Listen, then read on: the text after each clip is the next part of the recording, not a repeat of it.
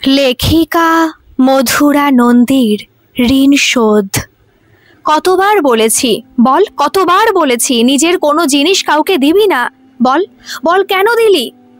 রোগা ছেলেটার চুলের মুঠি ধরে সপাং সপাং করে বেত চালাচ্ছেন গুণময় বাবু। আজ তিনি রাগ আর ধরে রাখতে পারছেন না। কতদিন তিনি শিখিয়েছেন ছেলেকে যে নিজের জিনিস কাউকে দিতে নেই, আর সেই ছেলে কিনা নতুন পেন্সিল বক্সটা মাসতুতো ভাইকে দান করলো। কি না, ভাই তো ছোট্ট মানুষ। মা বলেছে কাউকে কিছু দিলে ভগবান খুব খুশি হন, আর ছোটদের দিলে তো আরো খুশি হন। কত ভালোবাসেন। মা বলেছে, হ্যাঁ মা বলেছে। আর আমি যে এতদিন ধরে মুখে ফেনা তুলছি সেটা মগজে ঢুকলো না? সব বুঝি, আমি সব বুঝি। নিজের বোনের ছেলে তো, তাই দান ছত্র করানো হচ্ছে ছেলেকে দিয়ে। তা অতই যদি দেওয়ার শখ, তাহলে আমার টাকায় কেন বাপু? নিজে রোজগার করে দিলেই তো হয়। রান্নাঘরের দিকে তাকিয়ে গর্জন করলেন গুণময় বাবু। রান্নাঘরের দরজায় তখন নীলিমা দেবী একদৃষ্টে তাকিয়ে আছেন ছেলের দিকে নির্বাক। শেষ পর্যন্ত ছেলেটাকে ছেড়ে দিলেন গুণময় বাবু। ওই একরত্তি বাচ্চা, মার খেয়ে তো শেষ হয়, কিন্তু আজ পর্যন্ত নিজের মনের মতো করে গড়ে উঠতে পারলেন না তিনি। এই যে এত মার খেলো, কিন্তু একবারও বলাতে পারলেন না যে পেন্সিল বক্সটা ফেরত চেয়ে নেব বাবা, আর দেব না কাউকে কিছু। জেদি হবে না, মায়ের গুণ পেয়েছেন যে। আর মাটিও তেমনি। এই যে ছেলেকে এত মার খেতে দেখলো, তা একবারও বললো আর মেরো না, ও আর দেবে না। উল্টে কেমন যেন কাঠের মতো চেয়ে থাকে, যেন একটা জীবন্ত লাশ। কেমন একটা অস্বস্তি হয় তখন। কোনো প্রতিবাদ নেই মুখে, এক ফোঁটা জল নেই চোখে, অথচ গুণময় বাবুর জীবন দর্শনটা খুব পরিষ্কার। এই দুনিয়ায় কেউ কারোর নয়। ওই সব দান ছত্র, দয়া মায়া, এগুলো সন্ধ্যাবেলা আরাম করে মুড়ি খেতে খেতে স্টার জলসা, জি বাংলার পর্দায় দেখতেই বেশি ভালো লাগে। কিন্তু সিরিয়াল আর জীবন তো এক নয়। এখানে নিজেরটা ভাই নিজেকেই বুঝে নিতে হয়, এগিয়ে যেতে হয়। আর এগোতে গেলে সব সময় নিজে ভালো দৌড়লেই হয় না, অন্য কেউ থামিয়ে দিতে হয়। বলতে নেই তিনি এটা মেনেও চলেন। এই যেমন তার নিজের ছোট ভাইটা যখন বামুনের ছেলে হয়ে মাহিষ্যের মেয়েকে বিয়ে করলো, তখন তার কি খারাপ লাগেনি? খুব লেগেছিল। কিন্তু গুণময় বাবু ভারী ইতিবাচক মানুষ, সব খারাপের মধ্যেও ভালো খুঁজেই নেন। এখন এই যে ভাই ওই কীর্তি করার ফলে বাবা এই এত বড় দোতলা বাড়িটা, তারপর ব্যাংকের জমানো যা টাকা ছিল সেগুলো সবটাই গুণময় বাবুর নামেই লিখে দিলেন। সেগুলোকে ফেল না। ভাইটা অবশ্য খুব হট্টগোল তুলেছিল, বলে তিনি নাকি ইচ্ছা করে উস্কানি দিয়ে দিয়ে বাবার মন ভাঙিয়েছেন। আর হিংসা করে কি হবে, তিনি শুধু নির্জলা সত্য বচনটুকুই বাবার কর্ণগোচর করেছিলেন।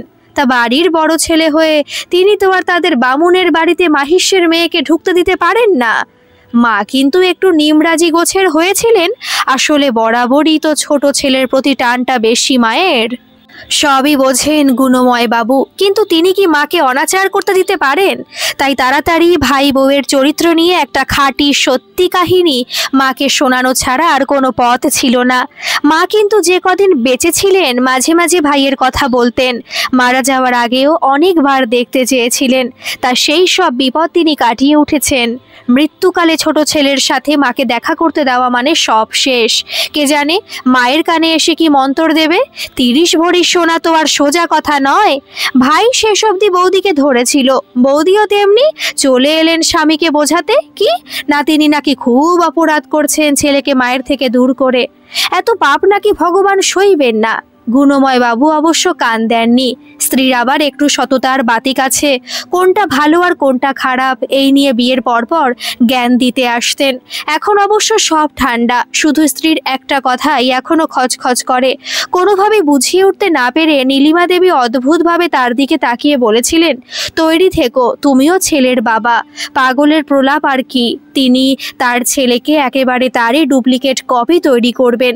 কিন্তু আজকাল ছেলেটার মতিগতি বুঝতে পারেন না। ওই একটি পুত্র, তার সাধ্যমতো মানুষ করার চেষ্টা করেন। মায়ের প্রভাব পড়তে পারে ভেবে মায়ের কাছে ঘেঁষতেও দেন না তেমন। কিন্তু তাও ছেলেটার আচরণে নীলিমা দেবীর ছাপ স্পষ্ট।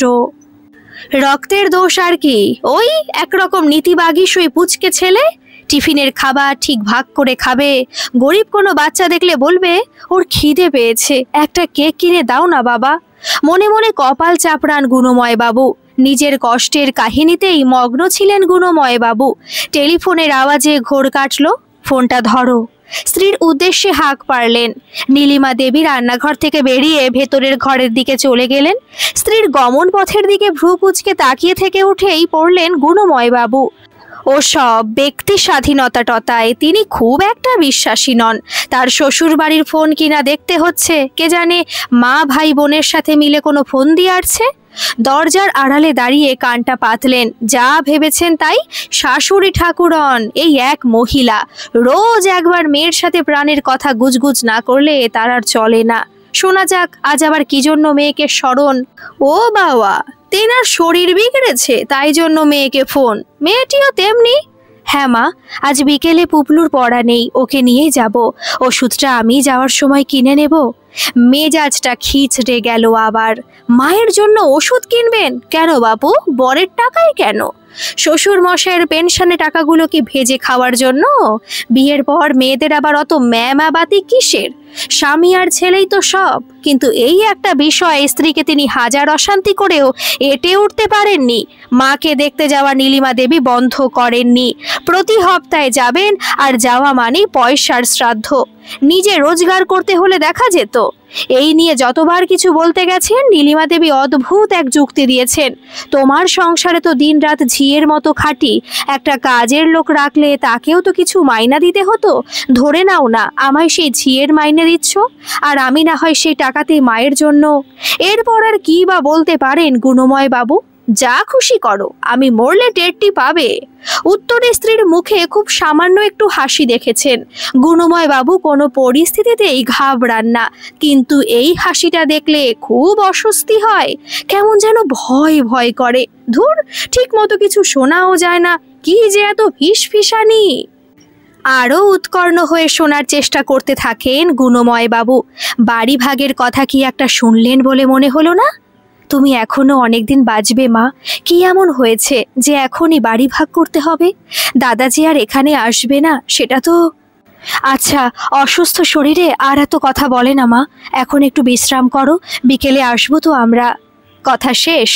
তাড়াতাড়ি দরজার আড়াল থেকে সরে গেলেন গুণময় বাবু। দেখে ফেললেই হয়েছিল আর কি। সারাদিন বড় অন্যমনস্ক রইলেন আজ।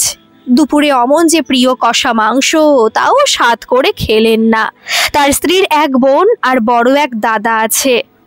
শ্বশুর মশাই বহুদিন গত হয়েছেন। শ্যালকটি বহুকাল আমেরিকায় সেটেলড। ওখানে এক বিড়ালাক্ষীকে বিয়ে করেছেন। এই পোড়ার দেশে আর তিনি ল্যান্ড করবেন বলে তো মনে হয় না। পৈতৃক ভিটের ওপর কোনো টানও নেই। সাফ বলে দিয়েছে এইসব আলতু ফালতু ব্যাপারে তাকে না জড়াতে। মার বোনেদের সাথে মাঝে মধ্যেই ফোনে যোগাযোগ রাখে, ব্যাস। তার ছোট শালিকা থাকে বাঁকুড়ায়। ভাইরা ভাই ওখানে কি একটা ছোট বেসরকারি কোম্পানিতে আছে। অবস্থা খুব একটা ভালো না। এই এর ছেলেকে পেন্সিল বক্সটি গছানো হয়েছে। সে যাগ্গে। আর বাকি থাকলেন নীলিমা দেবী। তা বলতে নেই, গুণময় বাবু বউকে সুখেই রেখেছেন।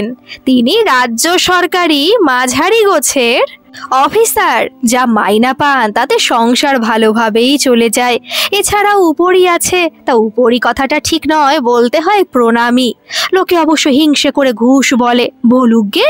তাই স্ত্রীর জ্বালায় বাড়িতে আনার তো জো নেই। ওই বেনামে ব্যাংকে জমা আছে। দীর্ঘশ্বাস ফেললেন গুণময় বাবু। কত অত্যাচার যে তিনি জীবনভর সহ্য করছেন। স্ত্রী মানুষের মনের মতো না হলে হয়। আজ সন্ধ্যায় আর বেরোননি গুণময় বাবু। সাধারণত রোববার সন্ধ্যায় একটু বাইরে বেরোন তিনি, কিন্তু আজ স্ত্রীর অপেক্ষা করছিলেন। পুপলুকে নিয়ে এই একটু আগে ফিরেছেন নীলিমা দেবী। এখন চা করছেন। বাড়ি ঢোকার সময় স্ত্রীর মুখটা খেয়াল করেছেন। বড্ড বিষণ্ণ। আহারে, মন তো খারাপ হবেই, মা বলে কথা। নিজের মনে বিড়বিড় করলেন গুণময় বাবু। চা দিলাম। চায়ের কাপ সামনে রেখে দুধের গ্লাস নিয়ে ছেলের দিকে এগোলেন নীলিমা দেবী। বাবা, দুধটা খেয়ে নে। তুমি চা নিলে না? নীলিমা দেবী অবাক। আজ পর্যন্ত তার খাওয়া দাওয়ার দিকে কখনো স্বামীর উৎসাহ দেখেননি। তাই একটু অবাক হয়েছেন মনে হয়। তবে দ্রুত সামলে নিলেন। আমার কেমন অম্বল মতো লাগছে, টক টক ভাব গলায়। এখন আর কিছু খাবো না। অ্যান্টাসিড খেয়ে নাও। এবার কথাটা হজম হতে একটু সময় লাগলো। তার শরীর খারাপ নিয়ে স্বামী শেষ কবে মাথা ঘামিয়েছেন সেটা অনেক ভেবেও বের করতে না পেরে একটু চুপ করেই গেলেন। নীলিমা দেবী বললেন, হ্যাঁ খাবো, দেখি পুপলুটাকে দুধটুকু খাইয়ে নি। মা কেমন আছেন? এবার আর অবাক না, একেবারেই হতভম্ব নীলিমা দেবী। মা? তার স্বামী শাশুড়ি মাকে মা বলছেন? মাকে যে তার স্বামী কত ভালোবাসেন সেটা ভালোই বোঝেন। মুখে না বললেও তার বাপের বাড়ির ওপর স্বামীর সুদৃষ্টির কাহিনী অজানা নেই তার কাছে। আজ একেবারে মাতৃসম্বোধন, তার ওপর শরীরের খোঁজ নিচ্ছেন। মা আছেন একরকম, হাজারটা উপসর্গ, হালকা জ্বর মতো হয়েছিল। আমার যাওয়ার পর পুপলুকে দেখে উঠে বসলেন, এখন জ্বরটা কমেছে, ভালো আছেন একটু, এই আর কি। চুপ করে গেলেন গুণময় বাবু, আবার অন্যমনস্ক হয়ে গেছেন তিনি। পরের দিন সকাল থেকে এই নিয়ে আর কোনো কথা হয়নি। সন্ধ্যায় অফিস থেকে ফিরে চায়ের কাপ নিয়ে সোফায় বসে স্ত্রীর দিকে তাকিয়ে কয়েকবার গলা খাকারি দিলেন। নীলিমা দেবী জিজ্ঞাসু দৃষ্টিতে তাকাতে আমতা আমতা করে শুরু করলেন, মানে আমি ঠিক কাল থেকে না, কয়েকদিন ধরেই একটা কথা ভাবছিলাম। নীলিমা দেবী তাকিয়ে আছেন। কি? না মানে আমাদের এত বড় বাড়িটা তো সারাদিন ফাঁকাই থাকে, আমি অফিসে, পুপলুর স্কুল, টিউশন, তুমি তো একাই থাকো, তাই ভাবছিলাম। আর একবার গলা খাকারি দিলেন। ভাবছিলাম আর কি যে শাশুড়ি মাকে যদি এখানে এনে রাখা যায়। একবার বলে ফেলে আর কোথাও আটকাচ্ছে না। উদ্গ্রীবভাবে স্ত্রীকে বোঝাচ্ছেন, না মানে দেখো, তুমি তো দেখাশোনাও করতে পারছো না, একলা থাকেন, অনিমার পক্ষে তো আর এত দূর থেকে সব সময় খবর নেওয়া সম্ভব না। শালাবাবুর কথা তো ধর্তব্যের মধ্যেই নয়, একমাত্র তুমিই আছো, আমাদের এখানে তো ঘরের কোনো সমস্যা নেই, ওনার কোনো অসুবিধা হবে না। নীলিমা দেবী বাক্যহারা। তুমি মাকে এখানে আনতে চাইছো?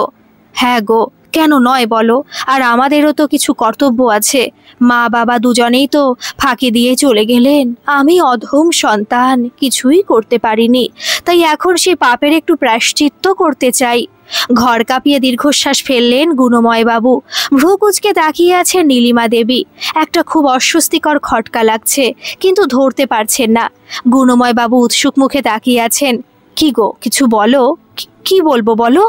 মানে আমি এতক্ষণ ধরে, হ্যাঁ তুমি যা বললে তা সত্যি, শুধুমাত্র তোমার মুখের কথার জন্যই আমি সারা জীবন কৃতজ্ঞ থাকবো। কিন্তু কি আবার? দেখো, আমি ছাড়াও মায়ের আরো দুজন সন্তান আছে, তাদেরও তো মত চাই, আর মা পুরনো দিনের মানুষ, মেয়ের বাড়ি থাকবেন বলে মনে হয় না। অন্য সন্তানদের আবার কিসের মত, তারা তো অতিথি, ছোট মেয়ে তো বছরে একবার আসে, আর ছেলের কথা তো বাদই দাও, মাকে কবার ফোন করে খোঁজ নেয়। শান্তভাবে তাকান নীলিমা দেবী। তবুও তারা সন্তান। আচ্ছা ঠিক আছে, কিন্তু মা কেন থাকবেন না? এখনকার দিনে কেউ আর মেয়ের বাড়ি থাকবো না এসব বলে নাকি? ঠিক আছে, আমি না হয় কথা বলবো, কিন্তু তাও সমস্যা থেকেই যায়। কি? দেখো, বাবা মারা যাওয়ার পর মা তো একাই থাকেন, বাড়িটা একেবারে ফাঁকা থাকে না। মা এখানে চলে আসলে আজকালকার দিনে তালাবন্ধ করে বাড়ি রাখা, ও নিয়ে তুমি একদম ভেবো না। আরে আমি কি করতে আছি? সামলে নিলেন গুণময় বাবু। না মানে বাড়ির গায়ে আমি বেঁচে থাকতে আঁচড় পড়বে না, আমি তো সন্তান তুল্য, আমারও তো একটা দায়িত্ব আছে। উঠে পড়লেন নীলিমা দেবী। কিছু একটা বলে যাও দেখি, কথা বলতে হবে সবার সাথে। রান্নাঘরের দিকে বেরিয়ে গেলেন।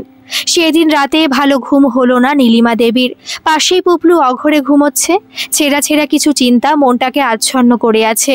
অনেক কথা মনের ক্যানভাসে ভেসে উঠছে আজ। বিয়ের পর এই সংসারে আসার পরপরই বুঝেছিলেন তার স্বামীর চরিত্রের সাথে তার কোনো মিলই নেই। কোনোদিন প্রাপ্য মর্যাদাটুকু পাননি তিনি। তবে নিজের মায়ের পেটের ভাইয়ের হতে পারেনি যে মানুষ, সে কি করে স্ত্রীর হবে?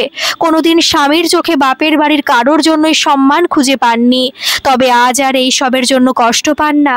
বেঁচে থাকার উপায় তিনি খুঁজে পেয়েছেন। ঘুমন্ত ছেলের মাথায় হাত রাখলেন একবার, কিন্তু জীবনে এই প্রথমবার তিনি স্পষ্ট কিছু বুঝতে পারছেন না। স্বামীর চরিত্র তার খুব পরিচিত।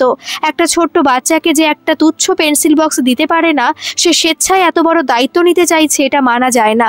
কিন্তু তবুও কেন মনে হচ্ছে সব সত্যি? স্বামী হয়তো সত্যি এতদিনে তাকে ভালোবাসবেন, তার মনের হদিশ খুঁজে নেবেন। ক্লান্ত দুচোখে একরাশ অবুঝ স্বপ্ন। পরের দিন সকালে উঠেই কাজের আবর্তে ডুবে যাওয়া। কিন্তু সারাদিনের সব কাজের ভিড়েও কালকের কথাগুলো ভেসে উঠেছে। আজ যেন ফিরতে বড্ড দেরি হচ্ছে গুণময় বাবুর। প্রায় 7টা বাজে। অন্যান্য দিন 5টার একটু পরপর বাড়ি ঢুকে যান। আজ কি হলো? নীলিমা দেবীর গেটের কাছে দাঁড়িয়ে আছেন ওই যে পুপলুর বাবা। তাড়াতাড়ি এগিয়ে গেলেন।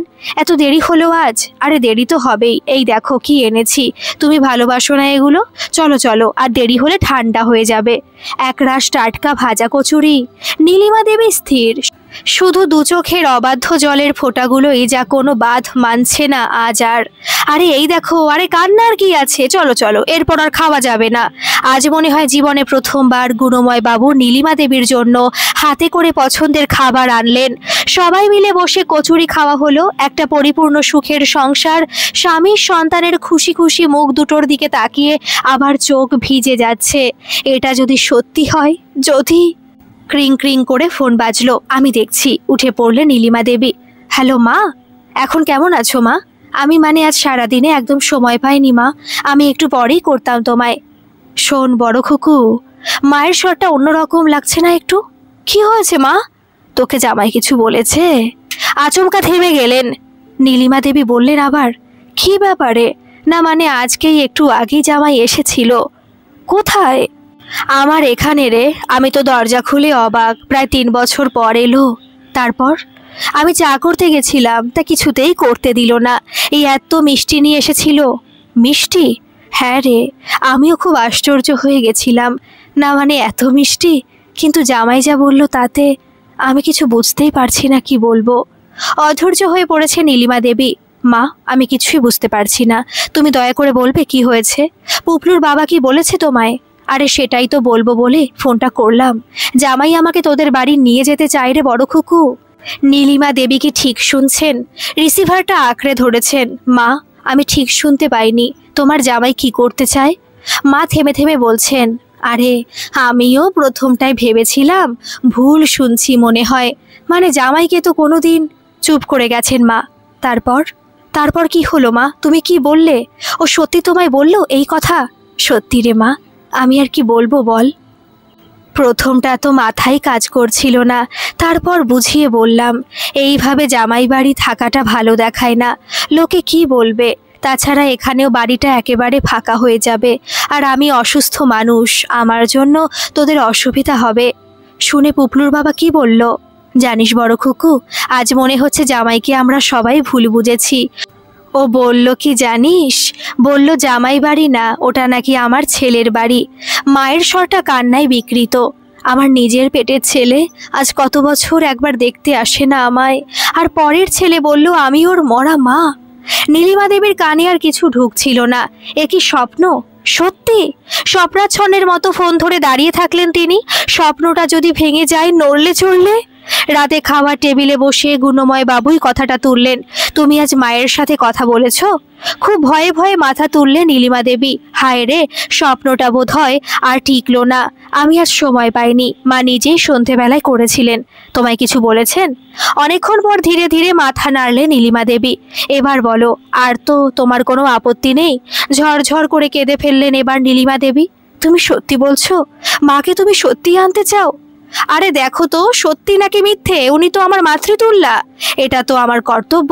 দেখো পুপলু ভাবছে মার কি হলো। কেঁদো না আর। চোখে জল নিয়ে হেসে ফেললে নীলিমা দেবী। পরের দিন সকালে ছেলে স্বামী বেরিয়ে যাওয়ার পর বোনকে ফোন করলেন। কি রে, কি করছিস? হ্যাঁ দিদি, এই টুবলু আর ওর বাবা বেরোলো। এবার জল খাবো একটু। উফ, বলছিলাম যে তোকে একটা কথা বলার ছিল। আমি শুনেছি। অনিমা দেবীর স্বরে খুশি। শুনেছিস? হ্যাঁ রে, মা আজ ফোন করেছিল। আমি তখনই তোকে ফোন করতাম, কিন্তু সকালবেলাটা এত কাজ থাকে। ভালো হলো তুই নিজেই করলি। সবই যখন শুনেছিস, এবার বল কি করা যায়। দেখ দিদি, মায়ের মতো আমারও মনে হচ্ছে জামাইবাবুকে মনে হয় ভুলই বুঝেছি রে এতদিন। দেখ, মানুষের মধ্যেই তো ভালো খারাপ দুটোই থাকে বল। ভালো দিকটা হয়তো এবার দেখতে পাচ্ছি আমরা। তাহলে তাহলে আর কি? মা যাই বলুক, নাতি মেয়ে জামাই সবাইকে নিয়ে থাকলে মা খুব শান্তিতেই থাকবে। মা তো বহু বছর একাই কাটালো। আমি এত দূরে। দাদার কথা তো ছেড়েই দিলাম। তুই সংসার সামলে আর কতটুকুই বা দেখাশোনা করতে পারিস বল? জামাইবাবু যা বলেছেন তার থেকে ভালো আর কিছু হতেই পারে না। দিদি আর দুঃখ করিস না রে, তুই এবার দেখিস সব ঠিক হয়ে যাবে রে। কান্না চেপে কোনো মতে বলে ফোন রেখে দিলেন নীলিমা দেবী। একবার মনস্থির করে ফেললে আর কোনো বাধাকেই বড় বলে মনে হয় না। এই ক্ষেত্রেও ঠিক তাই হচ্ছে। নীলিমা দেবী ভেবেছিলেন মা রাজি হবেন না, কিন্তু কার্যক্ষেত্রে ব্যাপারটা পুরো উল্টো হলো। মা নাতির সাথে থাকার কথা ভেবে আর দেরি করতে চাইছেন না। দ্বিধা দ্বন্দ্ব যা ছিল তা জামাইয়ের মা ডাক দূর করে দিয়েছে। আজকাল ছেলে মানুষের মতো অপেক্ষা করেন কবে মেয়ে জামাই তাকে নিয়ে যাবে। মায়ের মুখটা দেখে বড় শান্তি পাচ্ছেন নীলিমা দেবী, কিন্তু এত আনন্দের মধ্যেও মায়ের মন বিষাদ শূন্য নয়। এই তার স্বামীর ভিটে, এখানেই তার প্রথম সন্তান, আজ সেই আশ্রয়টুকু ছেড়ে তাকে চলে যেতে হচ্ছে। কিন্তু নীলিমা দেবীর পুপলুর ওপর ভরসা আছে। দিদার মন খারাপ একমাত্র পুপলুই দূর করে দিতে পারবে। আজকাল নিজের জন্য খুব আনন্দিত থাকে মনটা। এতদিন শুধু বসবাস করেছিলেন, দাম্পত্য জীবন মনে হয় এতদিনে শুরু হলো। লুকিয়ে মাঝে মাঝে স্বামীর মুখের দিকে লজ্জামাখা দৃষ্টিতে তাকান। মানুষটাকে না চিনতে পেরে সারাটা জীবন শুধু কষ্টই পেয়ে গেলেন। মনে হয় হাত দুটো ধরে ক্ষমা চেয়ে নেন, কিন্তু লজ্জা করে বড্ড। আজকাল মনের গভীরে আর একটা আশা ডানা মেলেছে, হয়তো এবার দেওর আর ছোট যাকেও ফিরিয়ে আনতে পারবেন। শাশুড়ির মৃত্যুকালীন মুখটা মনে পড়লে আজও বুক ফেটে যায়। অসহায় এক মা ছেলেকে একবার দেখতে আকুলি বিকুলি করছেন। বড় ভয় পেতে নীলিমা দেবী স্বামীর জন্য। এ কি অপরাধ করে ফেললো মানুষটা, কিন্তু আজ মনে হচ্ছে শাশুড়ির অন্তিম স্বপ্ন পূরণ হবে। 15 দিনের মধ্যেই সব ব্যবস্থা করে শাশুড়ি মাকে নিয়ে এলেন গুণময় বাবু। শ্যালককে ফোন করতে উদাসীন উত্তর পেয়েছিলেন, যা ভালো বোঝো করো গুণময়, আমাকে রেহাই দাও। মিটে গেল। 1 সপ্তাহ হলো মা এসেছেন। নীলিমা দেবী শুধু ভাবেন এর বেশি তিনি কী বা চাইতে পারতেন। তার এই জীবনে আর কোনো চাহিদা নেই, শুধু ছেলেটা মানুষ হোক আর সবাই মিলে এইভাবে যদি জীবনটা কাটিয়ে দেওয়া যেত। পুপলুর তো খুশির কোনো সীমা নেই। সারাক্ষণ একাকিত্বে ভুক্ত বাচ্চাটা, একটা খেলার সঙ্গী নেই, মায়ের মুখে হাসি নেই, বাবাকে দেখলে আতঙ্ক হয়, এই বুঝি আবার মার খেতে হয়। এখন সব ঠিক হয়ে গেছে, মায়ের হাসি মুখ, দিদার রূপকথা, বাবার আদর। পুপলু তো ভাবে এটা মনে হয় দিদার গল্পের মতোই রূপকথা। কি মজা, এখানে এসে দিদার শরীরটাও খুব ভালো আছে। কত গল্প করেন, বাবা মাঝে মাঝে কচুরি জিলেপি আনেন, সবাই মিলে কত মজা করে খাওয়া হয়। মা বলছিলেন ভাইয়ের পরীক্ষার পর ছোট মাসিরা আসবে। মা আর একটা কথাও বলেছে, কাকুন আর কাকিমণিও নাকি খুব শিগগির আসবে। ওহ, তখন কি মজাটাই না হবে। পেট গুড়গুড় করতে থাকে ভাবলেই। মা, আর শরীরটা কেমন আছে? জ্বর জ্বর ভাব আর নেই তো? কাশি হয় আর? না বাবা, তুমি তো মাথায় করে রেখেছো বুড়িকে, জীবনে এত আরামে কোনোদিন থাকিনি। বেঁচে থাকো বাবা, আমার সব পরমায়ু যেন তোমার হয়। বুকের সব ভালোবাসা দিয়ে আশীর্বাদ করেন মানুষটা। দরজার আড়াল থেকে এক দৃষ্টে তাকিয়ে থাকেন নীলিমা দেবী। পরের দিন সন্ধ্যায় গুণময় বাবু ফিরে হাঁক দেন, ওগো কোথায় গেলে, 1 গ্লাস জল দাও তো। রান্নাঘর থেকে হাত মুছতে মুছতে বেরিয়ে আসেন নীলিমা দেবী। এই নাও। কি গো, আজ এত দেরি হলো যে? মা তো জেরবার করে তুলেছেন, এখনো কেন এলে না তুমি? সেই জন্য শরীর খারাপ করেনি তো গো? দাঁড়াও একটু জিরিয়ে নি আগে। উফ, যা গরম পড়েছে বাবা। নীলিমা দেবীর সামনের সোফায় বসলেন। সারাদিন পরে মানুষটা ফিরলেন। একটু ঠান্ডা হয়ে নিন, তারপর চা দেবেন। আর বলো না, আজ অফিস থেকে বেরিয়ে এক জায়গায় যেতে হয়েছিল, সেখান থেকে ফিরতে ফিরতে এত দেরি হয়ে গেল। অফিস থেকে আবার কোথায় গেছিলে? নীলিমা দেবীর উৎসুকভাবে তাকান। আরে তোমাকে বলা হয়নি, কদিন আগে সুবীর, ওই যে সুবীর গো, বিয়ের সময় একটা খুব সুন্দর সুটকেস দিয়েছিল, মনে আছে? হ্যাঁ, সূচক ঘাড় নাড়ে নীলিমা দেবী। সুবীর তো এখানে থাকতো না, আর চাকরি পেয়ে আসামে চলে গেছিল। ওদের এখানে নিজস্ব বাড়িও ছিল না, ভাড়া থাকতো। এতদিনে এই দিন 15 হলো ফিরেছে, এখানে বদলি হয়ে এসেছে এবার। আপাতত কবছর এখানেই থাকবে, কিন্তু বেচারা এসে তো একেবারে অথই জলে পড়েছে। এতদিন পরে দেশে ফেরার সব খুশি জলে যাবে মনে হচ্ছে। বিষণ্ণভাবে ঘাড় নাড়লেন গুণময় বাবু। কেন গো, কি হয়েছে? উদ্বিগ্নভাবে প্রশ্ন করলেন নীলিমা দেবী। আরে সেই কথা বলতেই আজ ডেকেছিল বেচারা। অফিসের নাম্বার জানে তো, অফিসেই ফোন করেছিল, ঠিকানা দিয়েছিল, ওর শ্বশুর বাড়িতেই উঠেছে সপরিবারে। এখানে তো আর কেউ নেই তেমন। যেতে যা বললো শুনে আমারই খারাপ লাগছে। এক ছেলে আর এক মেয়ে, ওর বাবা মা বেঁচে আছেন। এখন এই পুরো পরিবার নিয়ে শ্বশুর বাড়িতে উঠেছে, এসে অফিস জয়েন করতে হয়েছে। কোনো বাসা খোঁজার সময়ই পাইনি। কোয়ার্টার পেতে এখনো 2 মাস। এখন এই 2 মাস থাকবে কোথায় সেই নিয়েই। জেরবার, এখন না হয় কদিন শ্বশুর বাড়িতেই আছে, কিন্তু তাই বলে তো আর 2 মাস থাকতে পারে না। শ্যালকরা আছে, বাপ মা নিয়ে শ্বশুর বাড়ি থাকা ভালোও দেখায় না, খুব চিন্তায় আছে বেচারা। গুণময় বাবু চিন্তান্বিতভাবে মাথা নাড়েন। নীলিমা দেবীরও মনটা খারাপ লাগছে। 2টো বাচ্চা নিয়ে স্বামী স্ত্রী কি সমস্যাতেই না পড়েছে, কিন্তু কি করা যেতে পারে তাই তো মাথায় আসছে না। ভাবতে ভাবতে উঠে পড়লেন, চা আনতে হবে তো। সেদিন আর ভেবে ভেবে কিছুই বের করতে পারেননি। পরদিন গুণময় বাবু ফিরতে উৎসুকভাবে এগিয়ে গেলেন নীলিমা দেবী। ওগো, সুবীর বাবুর সাথে আর কোনো কথা হয়েছে? কিছু উপায় হলো? মাথা নাড়লেন গুণময় বাবু। কই আর, আজও ফোন করেছিল। বলছি যে আমার মাথায় একটা প্ল্যান এসেছে, তুমি মায়ের ঘরে এসো, মায়ের সামনেই বলছি। মায়ের ঘরে কেন গো? আরে এসোই না, আগে শুনে দেখো, তারপর ঠিক করো কি করবে। নীলিমা দেবী মায়ের ঘরের দিকে এগোলেন। মায়ের ঘরে সোফায় বসে তাকালেন গুণময় বাবু। এবার বলো। শাশুড়ি মুখ খুললেন। বাবা, বড় খুকুর মুখে আমি সব শুনেছি। তোমার বন্ধুটি তো বড়ই বিপদে পড়েছে পরিবার নিয়ে, তাই আমি আর বড় খুকু ভাবছিলাম যে আমার বাড়িটা তো ফাঁকাই পড়ে আছে, এইভাবে ফাঁকা বাড়ি পড়ে থাকা ঠিক না। আর তোমার বন্ধুর এখন খুব অসুবিধাও বটে, সেই জন্যই ভাবছি যে যদি তোমার বন্ধু আমার বাড়িটায় থাকে, তুমি তো বলেছিলে ভাড়াটে খুঁজবে, তাই এটাই তো সব থেকে ভালো হবে। কি বলো বাবা? উল্লসিতভাবে বলে ওঠেন গুণময় বাবু। মা, আমার তো এটা মাথাতেই আসেনি। বাহ, আপনি তো সবচেয়ে ভালো কথা বললেন। সুবীরের সমস্যার সাথে সাথে আমাদেরও চিন্তা দূর হবে, কিন্তু মা, অনিমার মতটাও তো নিতে হবে, বাড়িটা তো ওরও। মাথা নাড়ে নীলিমা দেবী। তুমি কিচ্ছু চিন্তা করো না, আমি ওর সাথে কথা বলে নিয়েছি, আপত্তি নেই বোনের। ব্যাস, তাহলে তো আর কোনো চিন্তাই নেই। আমি সুবীরকে কালই ফোন করছি। আজই করো, কাল কেন? অবাকভাবে প্রশ্ন করলে নীলিমা দেবী। আজ আর শরীর ভালো লাগছে না গো, আজ অফিসে প্রচুর কাজ ছিল, বড় কিছু খাবার দাও। শস্যব্যস্তে উঠে পড়লে নীলিমা দেবী। আমি এক্ষুনি আনছি। মা, আপনি কিচ্ছু ভাববেন না, আমার বন্ধু বলে যে আইন মানব না তা হবে না, একেবারে লিখিত পরিতভাবে এগ্রিমেন্ট করিয়ে নেব। শাশুড়িমার দিকে তাকিয়ে বলে ওঠেন গুণময় বাবু। সে তুমি যা ভালো বোঝো বাবা, তোমার ওপর আমার বিশ্বাস আছে পুরো। হাসলেন মা। সেই মতো গুণময় বাবু পরের দিনই সুবীরের সাথে কথা বলে সব ঠিকঠাক করে ফেললেন। প্রথমে ঠিক হয়েছিল যে এগ্রিমেন্ট লেখা হলে তবেই ওনারা আসবেন। নীলিমা দেবী আপত্তি করলেন। 2টো বাচ্চা আর বাবা মাকে নিয়ে এত কষ্ট করে আছেন, ওনারা আগে গুছিয়ে বসুন, সই 2 দিন পরে করলেও তো চলবে নাকি? আজ দিন কয়েক হলো ওনারা এসে গেছেন, কিন্তু এসে অবধি একবারও নীলিমা দেবীর সাথে কথা হয়ে উঠল না। নীলিমা দেবী অনেকবার বাপের বাড়ির ফোনে ফোন করার চেষ্টা করেছেন, কিন্তু যতবার করতে যান কেমন একটা বিপ বিপ করে আওয়াজ হয়, খালি ফোন লাগে না। আর এতদিন ব্যবহার হয়নি তো মনে হয় সেটটা গেছে। আচ্ছা, লাইন কেটে দিল না তো আবার? কিন্তু বিল তো দেওয়া হয়, আজ পুপলুর বাবা বাড়ি ফিরলে জিজ্ঞেস করতে হবে।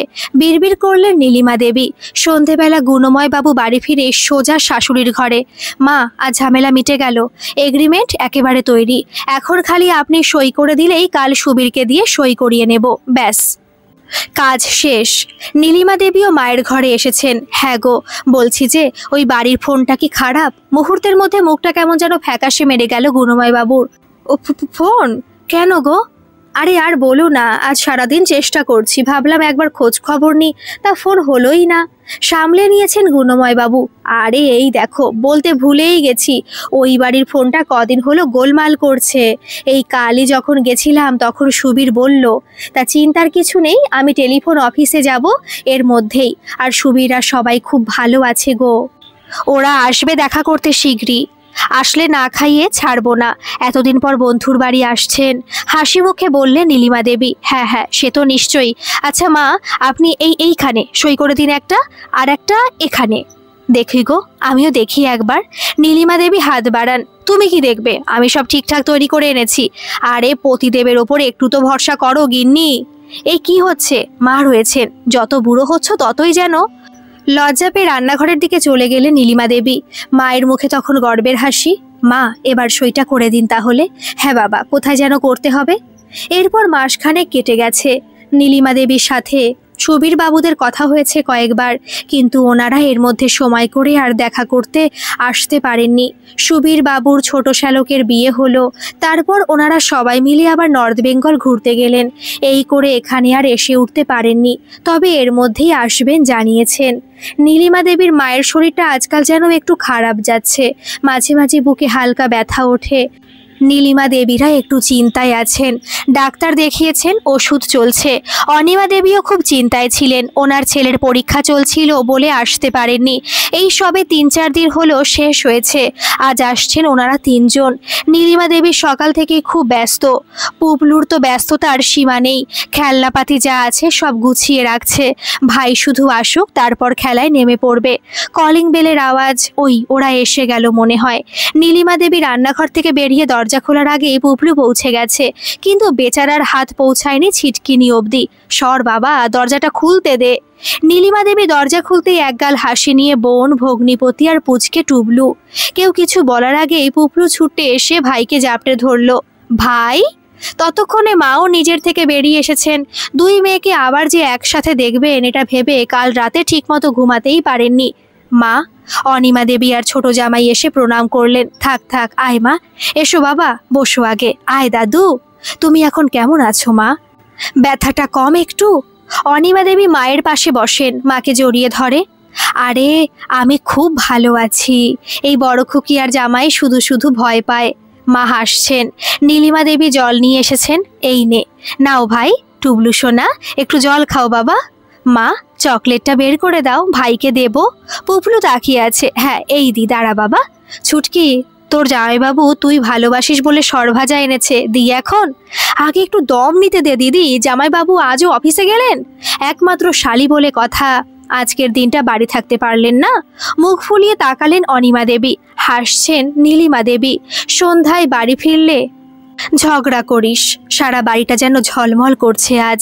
আজ তাড়াতাড়ি বাড়ি ফিরলেন গুণময় বাবু, হাতে এক রাশ তেলে ভাজা। কোথায় অনিমা, কই? মুখটা দেখি একবার। জামাইবাবু বলে তো একবার খোঁজও নেয় না। অনিমা দেবী আর ওনার স্বামী হাসি মুখে বেরিয়ে এসেছেন। ভালো আছেন? আমি তো ভালো আছি, তোমাদের খবর কি? ছেলে কই? ডাকো তাকে। তার আগে দেখো তো। তেলে ভাজার প্যাকেট এগিয়ে দিলেন গুণময় বাবু। কেমন ভাজা হয়েছে বলো শুনি। ও মা, এ তো আলুর চপ, কচুরি। দিদি এদিকে আয়। নীলিমা দেবী হাসি মুখে এগিয়ে এসেছেন। কি রে, সারাদিন যে প্ল্যান করলি জামাইবাবু আসলে আগে ঝগড়া করবি, তার কি হলো? ঝগড়া অপেক্ষা করবে দিদি, ঠান্ডা হয়ে গেলে আলুর চপ করবে না, আগে প্লেট দে। সবার হাসিতে বাড়িটাও যেন হাসছে আজ। রান্নাঘরে গলদঘর্ম হয়ে কাজ করছে নীলিমা দেবী। আজ একটু বিশেষ রকমের রান্না আছে, সময় লাগছে। ও মা, শোনো একটু। পুবলুর চিৎকার। আমি রান্নাঘরে রে, কি হয়েছে? নীলিমা দেবী গলা তুললেন। আমার নতুন জল রঙের সেটটা কোথায় মা? ভাইকে দেখাবো, পাচ্ছি না কোথাও। কোথায় আর যাবে বাবা, ঘরেই আছে। একটু খুঁজে দেখো, আর না হয় বাবাকে বলো খুঁজে দিতে। পুবলু রান্নাঘরের দরজায় এসে দাঁড়িয়েছে। বাবার মেশো গল্প করছে, মাসি দিদার পায়ে মালিশ করছে। একটু খুঁজে দাও না মা, ভাইকে বললাম দেখাবো। পুবলু করুণ চোখে তাকিয়ে আছে। রাগ করতে গিয়েও হেসে ফেললে নীলিমা দেবী। আচ্ছা চল, একটা কাজ যদি মা ছাড়া পারিস তুই।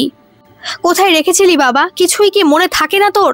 সারা বাড়ি খুঁজে ফেললাম, একটু যদি যত্ন করে কাজটা তোকে শেখাতে পারি।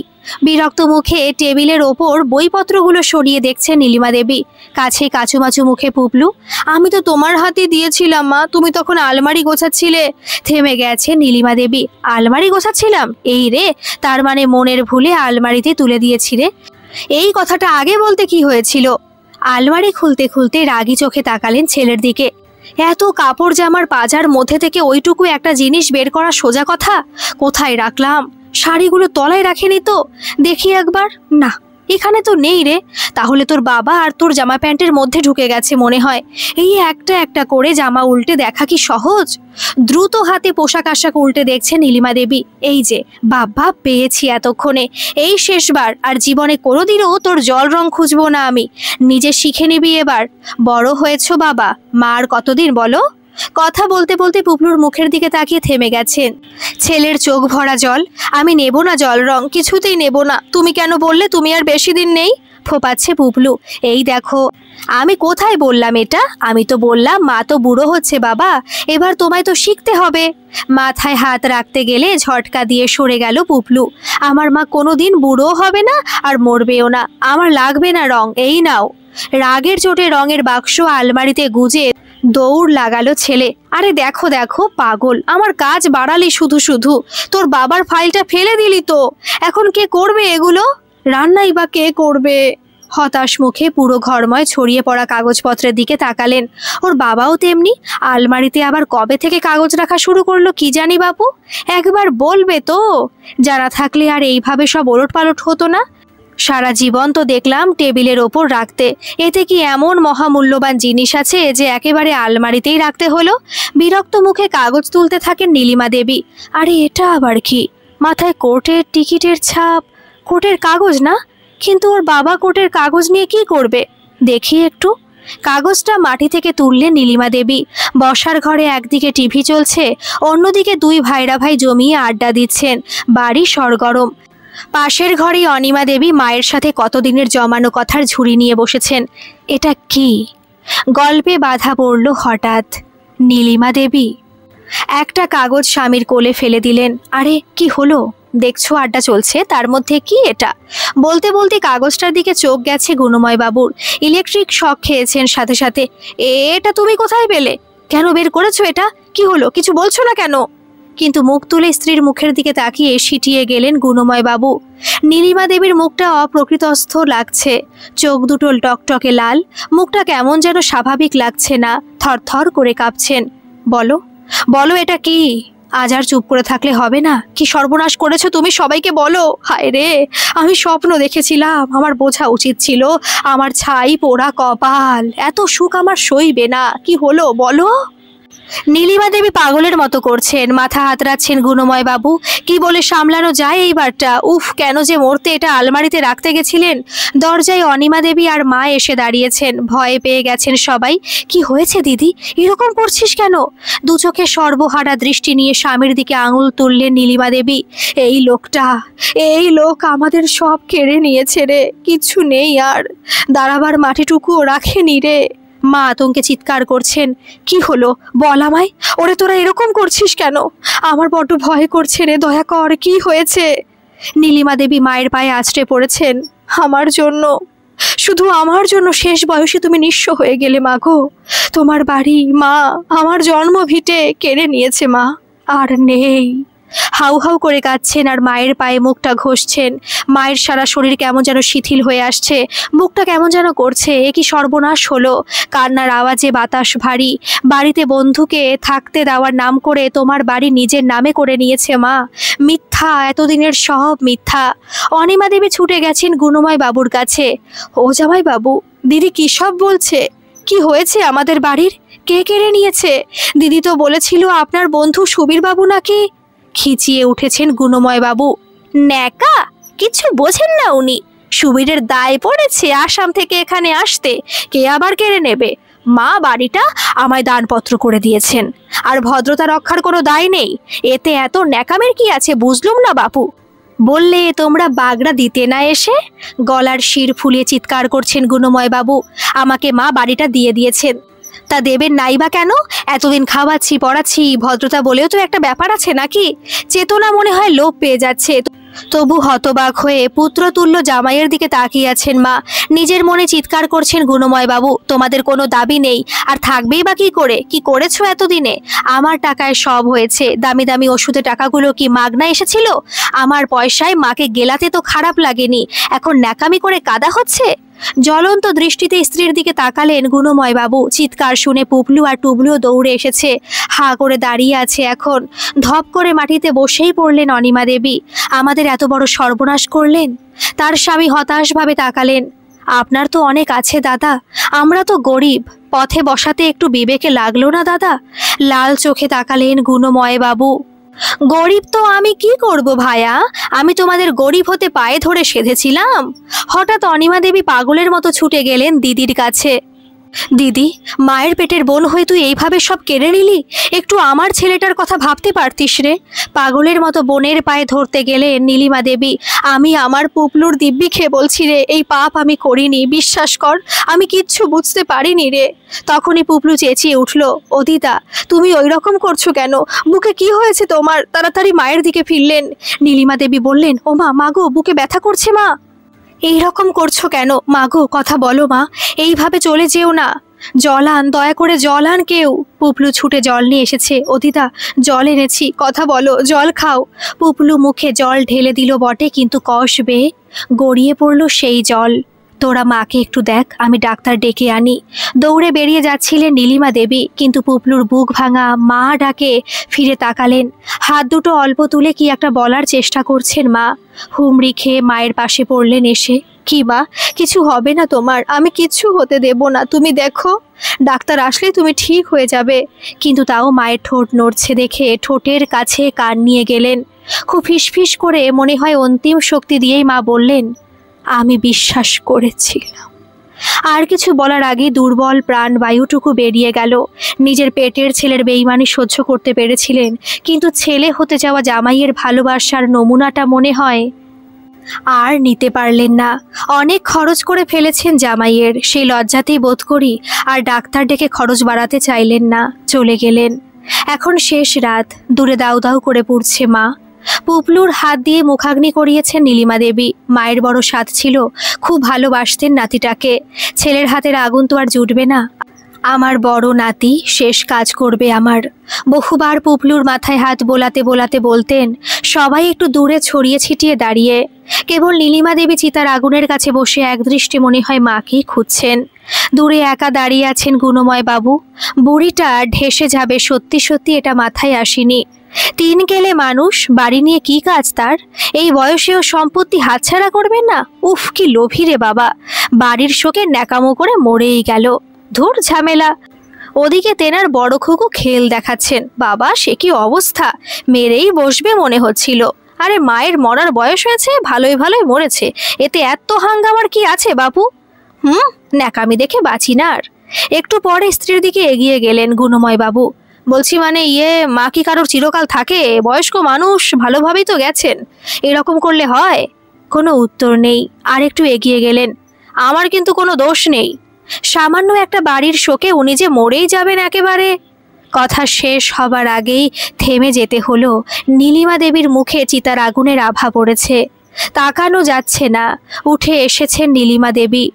মুখ খুলতে গেছিলেন গুণময় বাবু, তার আগেই একদলা থুতু উড়ে এসে তার মুখে পড়ল। থুতুর দলাটা গালের চামড়া পুড়িয়ে ধীরে ধীরে নামছে।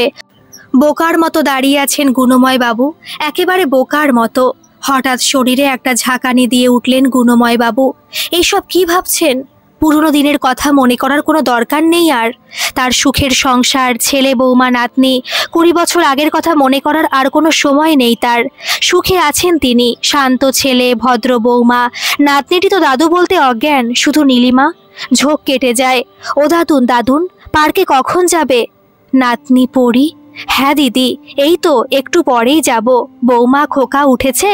ছেলের বউয়ের দিকে তাকিয়ে প্রশ্ন করলেন। না বাবা, একটু আগে দেখে এসেছি, ওঠেনি এখনো।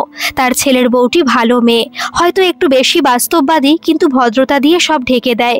রুচিরা নাম বৌমার। মেয়ের মতো বললে ভুল হবে, কিন্তু বাড়ির বউয়ের মতোই সব সামলে রেখেছে। উনি খুঁজে এনেছেন মেয়েটিকে। তার ছেলের নিজস্ব কোনো পছন্দ ছিল না, ভারী বাধ্য ছেলে তার। তার কোনো কথারই অমর্যাদা করে না। শুধু মাঝে মাঝে ও দৃষ্টিতে কার যেন, ঠিক বুঝতে পারেন না কার, কিন্তু কার যেন একটা আভাস পান। বিছানার ওপর শরীর শক্ত করে বসেছিল কৃষাণু, মাথার মধ্যে দপদপ করছে। এতগুলো বছর তো কেটে গেল, তাও কি ওই দৃশ্য মন থেকে মুছবে না? আজও কি রেহাই নেই তার? কেন কেন একা হলেই পরপর চোখের সামনে ভেসে ওঠে এক ভদ্র মহিলা, মুখে চোখে সর্বহারা দৃষ্টি, কিন্তু তার মধ্যেও পাশে রোগা ছেলেটার গায়ে হাত রেখে দাঁড়িয়ে। একটু দূরে আরও কয়েকজন, কিন্তু জায়গাটা এরকম কেন? কেন মনে হয় এখানে আসতে নেই? ভয় করছে, ভালো লাগছে না এখানে। ছেলেটা মহিলাটির হাত ধরে টানছে, তার এখানে একদম ভালো লাগছে না।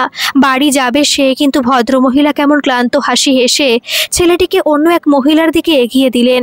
অন্য মহিলাটি নিতে চাইছিলেন না। এই ভদ্রমহিলা হাত জোর করে অনুরোধ করছেন, ছেলেটি কিছুতেই যাবে না। ভদ্রমহিলা হাত নেড়ে আশ্বস্ত করছেন তিনি এক্ষুনি আসবেন, ও এগিয়ে যাক। ইচ্ছার বিরুদ্ধে অন্য মহিলার সাথে যাচ্ছে ছেলেটি, অন্য আরও কারা যেন সাথে। বারবার পেছন ফিরছে ছেলেটা, পেছনের জন ধীরে ধীরে আসছেন। সামনের এরা রাস্তা পেরিয়ে এগিয়ে গেছেন, আর উনি এইবার রাস্তা পেরোবেন। এ কি, উনি এইরকম তীর বেগে ছুটছেন কেন? বিপদ হবে তো এক্ষুনি, কেউ থামাও। ওই দিক থেকে একটা লরি এগিয়ে আসছে, লাল দুটো চোখ এগিয়ে আসছে, একদম ছুঁয়ে ফেললো। চিৎকার করছে ছেলেটা। তার দু চোখের সামনে লরিটা এগিয়ে গেল, ভদ্রমহিলাকে পিষে দিয়ে রাস্তার অনেকটা জায়গা লাল হয়ে উঠল নিমেষেই। আচমকা সব মুছে গেল। এই কি হলো তোমার? এইভাবে বসে আছো কেন? ওঠো এবার, বেলা হলো। স্ত্রী ডাকছে। অতীত থেকে বাস্তবে ফিরে আসা। হ্যাঁ উঠছি। পড়ি কোথায়? সে তো দাদুর সাথে পার্কে ছুটেছে। বাথরুমের দিকে এগোতে এগোতে মুখ ফেরালো কৃষাণু। বলছি যে বাবাকে বলেছ? হাসছে রুচিরা। আজ খাওয়ার সময় বলবো। রোববার দিন সবাই মিলে একসাথে খেতে বসা হয়, অন্যান্য দিন সময় পাওয়া যায় না। কৃষাণুর অফিস, এই দিন সবাই খেতে বসে গল্প হয়। রুচিরা ডালের বাটিটা পাতের দিকে এগিয়ে দিয়ে শ্বশুরের দিকে তাকালো। বাবা। মুখ তুলে তাকালেন গুণময় বাবু। হ্যাঁ বৌমা বলো। আমি আর আপনার ছেলে একটা কথা ভাবছিলাম। আপনার শরীর তো ভালো যাচ্ছে না তেমন, সুগার বেড়েছে, বয়সও তো হচ্ছে, তাই আমরা ভাবছিলাম যে আপনার একটা মেডিক্লেম করা থাকলে ভালো হয়। না মানে দেখুন বাবা, শরীরের কথা তো কিছু বলা যায় না, করে রাখতে ক্ষতি তো কিছু নেই। গুণময়বাবু চিন্তিতভাবে মাথা নাড়েন। আরে মেডিক্লেম তো বুঝলুম, কিন্তু অত খরচ করার দরকার কি? না না বৌমা, আমি ভালো আছি। খোকা, ওই সব করার দরকার নেই। এতক্ষণে কৃষাণু মুখ খুলল। তোমার প্রাণের থেকে তো আর বেশি কিছু না বাবা, রাজি হয়ে যাও প্লিজ, আমার পরিচিত আছে, খুব খরচ হবে না, ভেবো না, তুমি শুধু রাজি হও। ছেলের বউও পাশ থেকে অনুরোধ করছে। হাসি হাসি মুখে চারপাশে দেখছেন গুণময় বাবু। তার পরিবার তাকে সত্যি বড় ভালোবাসে, তার কিছু হতে পারে এই ভেবেই ভীত। যা ভালো বোঝো করো তোমরা, বারণ তো আর শুনবে না। তবে খোকা, আমি কিন্তু শৈশাবুত করতে হাসপাতালে ছুটতে পারবো না, তা বলে দিলুম। তোর ওই বন্ধু না কে সে যেন সইটই যা লাগে করে নিয়ে যায়, সেসব ঠিক আছে, শুধু মনে হয় তোমার একটা হেলথ চেক আপ করতে হবে। আমি দেখছি, এখন খেয়ে নাও। হাসি মজার মধ্যে দিয়ে পারিবারিক মধ্যাহ্ন ভোজন শেষ হলো। কয়েক মাস কেটে গেছে। খোকার বন্ধুটি এসে সব শৈশাবুত করে নিয়ে গেছে। এমনকি ছেলেটি বলেছে তাকে নাকি হেলথ চেক আপও করাতে হবে না, তার একটু হাত আছে, ম্যানেজ করে নেবে সব। বাঁচা গেল। সই করাতে যখন এসেছিল ছেলেটি, তখন তিনি একবার দেখতে চেয়েছিলেন, কিন্তু খোকা আর বৌমা বলল তাকে আর কষ্ট করতে হবে না, সব তারা দেখে নিয়েছে, শুধু সই করে দিলেই তার ছুটি। একটু ইতস্তত করছিলেন গুণময় বাবু, এইভাবে চোখ বুজে সই। কিন্তু ছেলের বউ যখন বলল, বাবা আপনি কি আমাকেও বিশ্বাস করেন না? আমি দায়িত্ব নিয়ে বলছি, সব দেখে নেওয়া আছে, শুধু সইটাই যা বাকি। তখন আর কিছু ভাবেননি। ছেলের বউটিকে ভারী বিশ্বাস করেন তিনি, ভারী ভালো মেয়ে। আজ সকাল থেকে সাজো সাজো রব বাড়িতে। বহুদিন কোথাও যাওয়া হয় না ঘুরতে, ছুটি পেত না ছেলে, তাই এতদিনে কয়েকদিনের ছুটি পেয়েছে কৃষাণু। ঠিক হয়েছে সবাই মিলে বিদেশ ভ্রমণে যাওয়া হবে, মধ্যবিত্তের বিদেশ, নেপাল। আজ বিকেলে যাওয়া, ট্রেনে নয় প্লেনে করে। স্বপ্ন সফল হচ্ছে একটা। প্লেনে চড়ার তার কতদিনের স্বাদ, কিন্তু এই বৌমাকে নিয়ে আর পারা যায় না। যাবে এক হপ্তার জন্য, কিন্তু পুরো বাড়ির যা আছে প্রায় সব গোছাচ্ছে। তিনি কয়েকবার ঠাট্টাও করেছেন। বলি, ও বৌমা, সারা বাড়ি সঙ্গে নেবে নাকি? এবার কি বাপু পাকাপাকি বিদেশেই থাকবে? দেখো বাপু, বুড়োটাকে ফেলে রেখো না যেন। সারা বাড়ি কাঁপিয়ে হেসে ওঠেন গুণময় বাবু। তার নজর এড়িয়ে যায় রুচিরার মুখটা হঠাৎ ফ্যাকাশে। বাবা, আমরা আসছি। বৌমা এসে প্রণাম করতে হা করে থাকেন গুণময় বাবু। এখনই বেরোতে হবে? এখনো তো দেরি আছে প্রচুর। আর আমরা মানে? আমি যাব না? হেসে ফেলে রুচিরা। আপনারাও যাবেন বাবা, আমি আর পড়ি একটু আগে বেরোচ্ছি। যাওয়ার আগে মায়ের সাথে একবার দেখা করে আসি, কতদিন দেখা হবে না এরপর। মেজাজটা খিচড়ে যায়। তার বৌমার সব ভালো, খালি কথায় কথায় এই বাপের বাড়ি যাওয়ার বাতিক ছাড়া। মুখে বলেন, সবে তো এক হপ্তার জন্য যাচ্ছ মা, এটাও আবার কতদিন হয়ে গেল। দিদিও যাচ্ছে নাকি? হ্যাঁ বাবা, মা একবার দেখতে চেয়েছেন। তা ভালো, সাবধানে যেও, এয়ারপোর্ট পৌঁছে যেও সময় মতো, এ কিন্তু ট্রেন নয়। দাদুন। পড়ি এসে চুমু খায় দুই গালে। মনটা কেমন ভারী লাগছে। নাতনিটা বড্ড প্রিয়, কিন্তু এই তো কয়েক ঘন্টা পরেই দেখা হচ্ছে আবার। তবে কেন মনে হচ্ছে আর কোনোদিনও। জোর করে চিন্তাটাকে সরিয়ে দিলেন গুণময় বাবু। এসো দিদি। এটা কোন জায়গা খোকা? এটা তো এয়ারপোর্ট যাওয়ার রাস্তা না রে। হ্যাঁ রে, ট্যাক্সিওয়ালা রাস্তা ভুল করলো নাকি? কি যুগ পড়লো বাবা। গুণময় বাবু ছেলের দিকে তাকিয়ে বলেন। তারা বাপ বেটায় কিছুক্ষণ আগে বেরিয়েছেন। ছেলে ওই মুঠোফোনে ট্যাক্সি বুক করেছে, কি একটা ওলা নাকি যেন, আজগুবি যত সব নাম। কিন্তু সে বেটা এয়ারপোর্টের রাস্তার নাম করে এ কোন চুলে নিয়ে এলো রে বাবা? এ তো জনমানব শূন্য স্থান একেবারে। চওড়া পিচ ঢালা রাস্তা চলে গেছে সামনে, আশেপাশে দু একটা নির্মীয়মান ফ্ল্যাট, মাঝে মাঝে একটা দুটো গাড়ি হুসহাস করে পাশ কাটিয়ে বেরিয়ে যাচ্ছে। গাড়িটা আবার থামিয়েও দিয়েছে বেটা। খোকাও কেমন যেন অদ্ভুত আচরণ করছে তখন থেকে। এই যে গাড়িটা এখানে এলো, তাই একবার কিছু জিজ্ঞেস করলো? আসার আগে বৌমার ফোনে ফোন করেছিলেন, তা ধরলই না ফোনটা একবার। কিরে খোকা, কিছু দরকার আছে এখানে? দেরি হয়ে যাবে না তো? কৃষাণু কোনো উত্তর না দিয়ে গুণময় বাবুর ব্যাগপত্র নামাচ্ছে। আরে ব্যাগটাগুলো রাস্তায় নামাচ্ছিস কেন? ধুলো লেগে যাবে তো। আমরা এখানেই নামবো নাকি? এবারে রাগ হচ্ছে গুণময় বাবুর। নির্লিপ্ত মুখে কৃষাণু গাড়ি দরজা খুলে ধরলো। আমরা না, তুমি নামবে। নামতে গিয়ে থমকে গেলেন গুণময় বাবু। মানেটা খুব সহজ বাবা, আমরা নেপাল যাচ্ছি না। ধমক দিয়ে উঠলেন গুণময় বাবু। নেপাল যাচ্ছি না তো কোন জাহান্নামে যাচ্ছি আমরা? কৃষাণুস্বরে ব্যঙ্গ। জাহান্নামে যাওয়া হচ্ছে ঠিক, তবে আমরা না, শুধু তুমি। এইবার কেমন একটা ভয় ভয় করছে, যেন ছোঁয়া যায় না কিন্তু অনুভব করা যায় এই রকম ভয়। কি বলছিস? তুমি নেপাল যাচ্ছ না বাবা। ইনফ্যাক্ট তুমি কোথাওই যাবে না, আর তুমি পড়ে থাকবে এইখানে, এই রাস্তায়। হাত দিয়ে চারপাশটা দেখালো কৃষাণু। রাস্তায় থাকবো? কি সব উল্টোপাল্টা বকছিস রে? নেশা করেছিস নাকি? চেঁচিয়ে উঠেছেন গুণময় বাবু। শূন্য চোখে তাকালো কৃষাণু। রাস্তার নামে এত অবাক হচ্ছ কেন বাবা? এটা তো তোমার পছন্দের জায়গা। অনেকেই তো তুমি এই রাস্তাতেই এনে দাঁড় করিয়েছিলে, সব ভুলে গেলে নাকি? দরদর করে ঘাম হচ্ছে। পকেট হাতড়ে রুমাল বের করলেন। কি বলছিস? রাস্তায় দাঁড় করিয়েছি মানে? এটা কি? কার কথা বলছিস এই সব? কৃষাণুর গলা আগের মতোই নির্লিপ্ত। কারো নয়, বলো কাদের কথা? হিম মাখানো গলায় বলে চলেছে কৃষাণু। সবিতা দত্ত, অনিমা বোস, স্নেহময় মিত্র, এদের ভুলে গেলে একেবারেই? তাহলে তো একজনকে মনেই করতে পারবে না। আর নীলিমা মিত্র? গুণময় বাবু কি রাস্তাতেই একটু বসবেন? মাথার মধ্যে যন্ত্রণা, গলা শুকিয়ে আসছে। এ কাদের নাম বলল খোকা? বহুযুগ আগের এ কাদের প্রেতাত্মা? সবিতা দত্ত তার শাশুড়ির নাম, অনিমা বোস শ্যালিকা, স্নেহময় মিত্র তার ছোট ভাই, আর নীলিমা মিত্র? হে ভগবান! কাঁপা কাঁপা গলায় মুখ খুলতে গেলেন, কিন্তু ফ্যাঁসফেঁসে একটা আওয়াজ বেরোলো খালি। সকৌতুকে দেখছিল কৃষাণু। সময় কিভাবে পাল্টে যায় দেখেছো বাবা? শুধু আমাদের কর্মের হিসেব এক থেকে যায়। তুমি তো কাউকেই ছাড়োনি। নিজের মা, নিজের ছোট ভাই, মাতৃসমা শাশুড়ি, ছোট বোনের মতো শ্যালিকা, নিজের স্ত্রী। তাহলে তোমার শিক্ষায় শিক্ষিত হয়ে আমি কি করে তোমায় ছাড়ি বলো তো? পাগলের মতো ছেলের হাত দুটো ধরতে গেলেন গুণময় বাবু। খোকা, আমি তোর বাবা, এই রকম করতে পারিস না তুই। তোকে আমি অনেক টাকা দেবো রে, তুই ভাবতেও পারবি না। হাসছে কৃষাণু। আমি সব করতে পারি বাবা। কেন জানো? তার একমাত্র কারণ হলো আমি তোমার ছেলে। আর ভাবতে পারবো না কি বলছো? ভাবা তো ভুল বললে।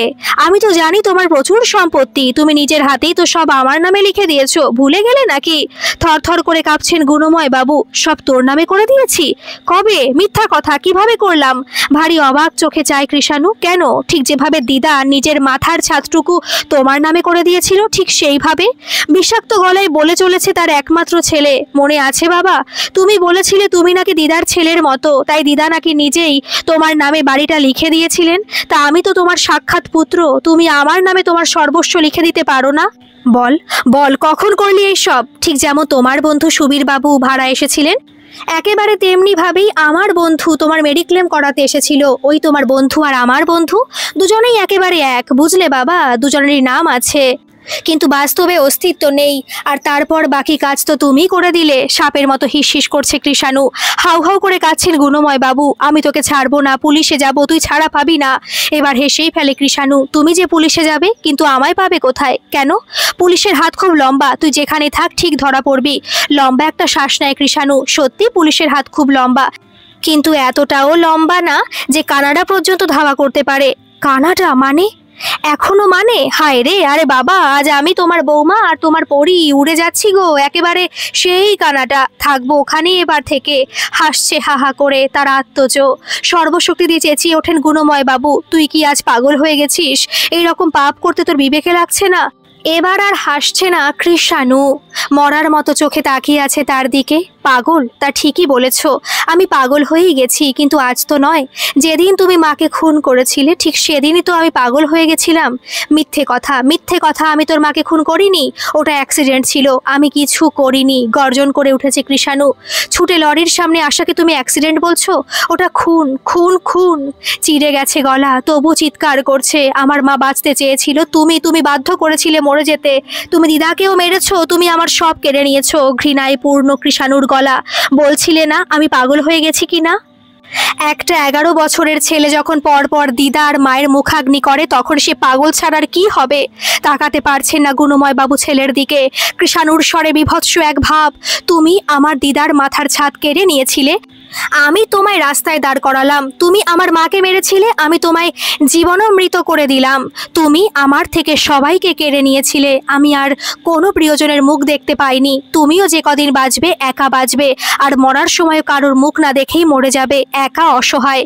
ফিরে দাঁড়িয়েছে কৃষাণু। এবার আমি আসছি, তবে যাওয়ার আগে দুটো কথা জানিয়ে যাই। আমি তোমায় একেবারে নিঃস্ব করে যাচ্ছি না। শুধু তোমার ছেলে হলে তাই করতাম, কিন্তু আমার শরীরে তো আমার মায়ের রক্ত বইছে। তোমার ব্যাগের মধ্যে কিছু টাকা আছে, এই মাসের খাওয়া খরচ হয়ে যাবে, কিন্তু থাকার খরচ হবে না। কিছুদিন তো রাস্তায় কাটাও বাবা, এটা উপহার বলে মনে করো, ছেলের উপহার।